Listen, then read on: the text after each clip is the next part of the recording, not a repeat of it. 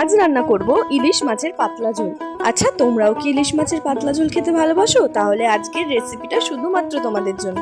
প্রথমেই কড়াইতে তেল গরম করে নুন হলুদ মাখানো ইলিশ মাছটাকে হালকা করে ভেজে নেব। বেশি তো ইলিশ মাছ ভাজে না, এছাড়াও কিছু ডুমডুম করে কেটে রাখা বেগুনও ভেজে নিয়েছি। এরপর কড়াইতে থাকা অবশিষ্ট তেলের মধ্যে কিছু পাতলা পাতলা করে আলু কেটে ভেজে নেব।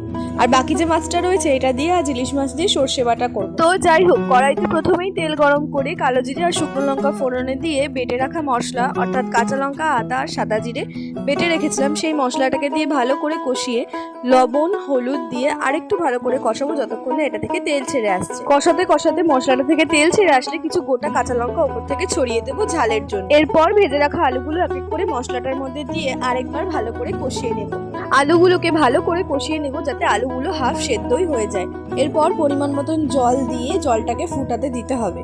ঝোলটা যখন ভালো করে সেদ্ধ হয়ে আসবে আর আলুটাও মোটামুটি সেদ্ধ হয়ে যাবে তখন ইলিশ মাছগুলোকে আস্তে আস্তে ছেড়ে দেবো। ভাজা বেগুনগুলোকে একদম শেষে দিচ্ছি যাতে একেবারে গলে না যায়। তো ঝোলটা মোটামুটি ফুটে এসেছে, যতটা ঝোল রাখার রেখে বেগুনগুলো দিয়ে সামান্য একটু ফুটিয়ে নামিয়ে নিলেই আমাদের রেডি ইলিশ মাছের বেগুন দিয়ে পাতলা ঝোল।